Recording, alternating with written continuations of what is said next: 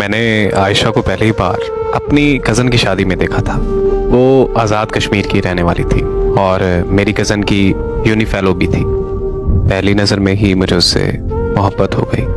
मैंने मौका देखते ही उसे प्रपोज कर दिया, लेकिन उसने मुझे कहा कि वो शादी से पहले की मोहब्बत पर यकीन नहीं रखती।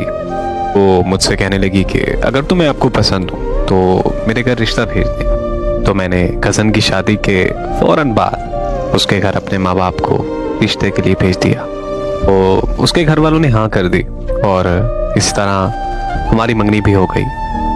हमारी शादी 2 साल बाद होनी थी, क्योंकि आयशा की पढ़ाई अभी मुकम्मल नहीं हुई थी।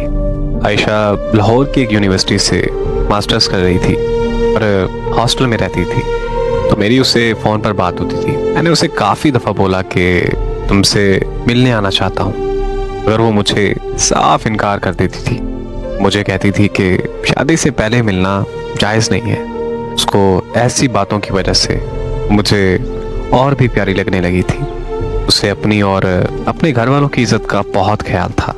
मेरी छुट्टी ख़त्म होने पर मुझे फ्रांस वापस आना था। तो वापस आने से पहले मैंने आयशा को दोबारा ये ख्वाहिश की कि मैं फ्रांस जाने से पहले एक बार तुमसे मिलना चाहता हूँ। तो उसने मुझे कहा कि ठीक है, मैं एयरपोर्ट पर आपसे मिलने आ जाऊँगी। मैं अपनी फ़्लाइट वाले दिन एयरपोर्ट पर 4 घंटे पहले ही पहुँच गया। एयरपोर्ट पहुँचकर मैंने उसे कॉल की तो उसने मुझे कहा कि मैं थोड़ी देर में आती हूँ। 2 घंटे के मुसलसल इंतज़ार के बाद मैंने उसे कॉल की तो उसने मेरा नंबर मसरूफ़ कर दिया। 1 घंटे तक वो मेरा नंबर बार बार मसरूफ़ करती रही। फिर उसने कॉल अटेंड करते ही मुझे कहा कि मैं नहीं आ सकती, आप चले जाओ। इससे पहले कि मैं कुछ और कहता उसने कॉल बंद कर दी। तब मैंने दोबारा कॉल की तो उसका नंबर बंद जाने लगा। मुझे कुछ समझ नहीं आ रहा था कि आखिर वो ऐसा क्यों कर रही है। इतने में मेरी फ़्लाइट का वक्त हो गया और मैं उससे बगैर मिले फ्रांस आ गया। हाँ, आकर मैंने उसे कॉल की तो उसका नंबर फिर से बंद जा रहा था। मैं उसके घर कॉल करने ही वाला था कि मेरे घर से कॉल आ गई। मुझे मेरी अम्मी ने बताया कि आयशा के घर वाले हमारे घर आकर तुम्हारा रिश्ता तोड़ गए हैं। ये सुनकर मेरे पांव तले ज़मीन निकल गई।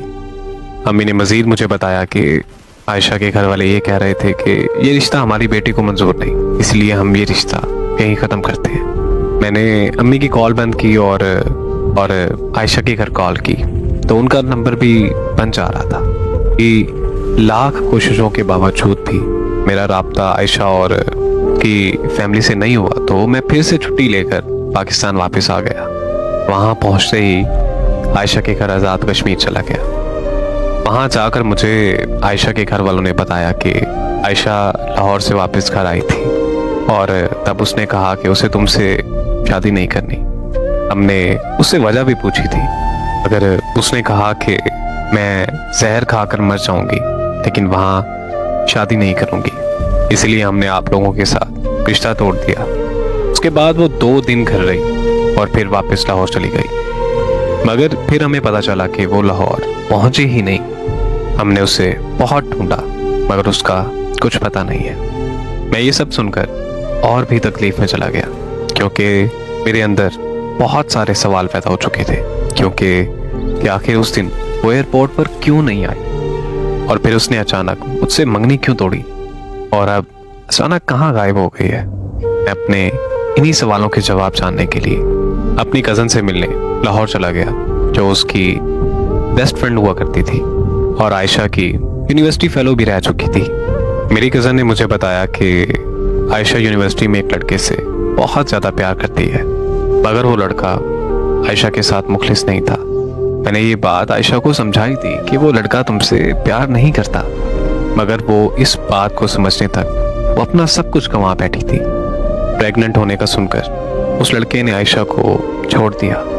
आयशा ने उसकी बहुत मिन्नतें की, मगर उस लड़के ने उसकी एक ना सुनी। आयशा बहुत अरसे तक डिप्रेशन में रही और फिर मेरी शादी पर उसे तुम मिल गए। आयशा खुश नहीं थी कि वो खुद को किसी मर्द के काबिल नहीं समझती थी। वो तुम्हें ये सब बताना चाहती थी, मगर मैंने ही उसे मना कर दिया था, क्योंकि मैं ये चाहती थी कि वो अपने कल को भूलकर आज में जीना सीख ले।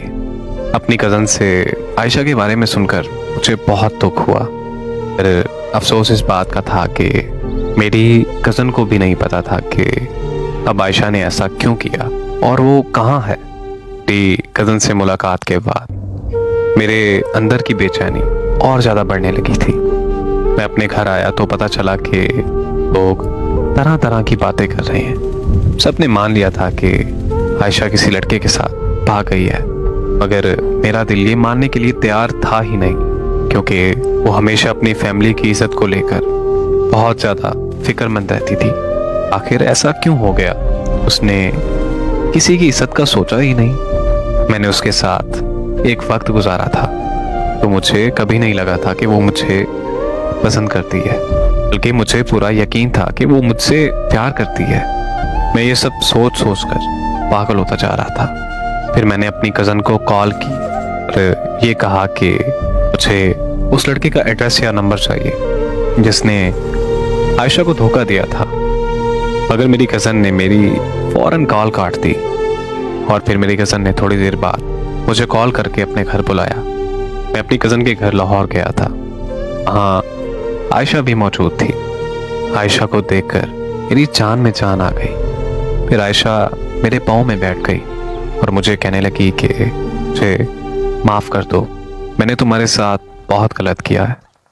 मैंने उसे फ़ौरन चुप करवाया और तसल्ली दी और फिर बाद में ये पूछा कि मुझे बताओ कि आखिर हुआ क्या है। तो वो कहने लगी कि तुम्हारी कज़न ने तुम्हें सब बताया होगा। मैं उस लड़के से बहुत ज़्यादा प्यार करती थी, मगर उस लड़के ने मुझे धोखा दे दिया, मेरा इस्तेमाल करके मुझे छोड़ दिया।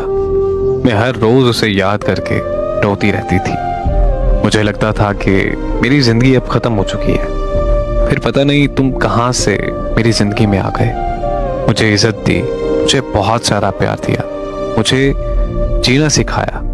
हमारी मंगनी के बाद मैं भी तुमसे मिलना चाहती थी, मगर मुझे लगता था कि अगर मैं तुमसे शादी से पहले मिलूंगी तो तुम भी मुझे उसकी तरह इस्तेमाल करके छोड़ दोगे। मैं मानती हूँ कि तुम्हें लेकर ये सोच मेरी गलत थी। मेरे साथ जो हुआ उसके बाद मेरे अंदर एक खौफ सा तारी हो गया था। मैं तुमसे मिलने के लिए एयरपोर्ट आ रही थी कि अचानक उस लड़के की कॉल आ गई। वो मुझसे मिलना चाहता था, मगर मैं खुद को रोक नहीं पाई। मैं जब उससे मिली तो वो मुझसे माफ़िया मांगने लगा। मैंने उसे माफ़ कर दिया और फिर तुमसे मंगनी तोड़कर मैंने उसे शादी कर ली। मैं घर से भागना नहीं चाहती थी, मगर मुझे ये भी पता था कि मेरे घर वाले नहीं मानेंगे, क्योंकि लड़के का फ़िरका अहले तशय्युअ था, जबकि हम अहले सुन्नत जमात से थे। आयशा की ये सारी दास्तां सुनकर मेरे पास कहने को कुछ नहीं बचा था। वहाँ से निकलते वक्त आयशा ने हाथ जोड़कर दरख्वास्त की कि मैं कभी किसी से उससे होने वाली मुलाकात का जिक्र नहीं करूं।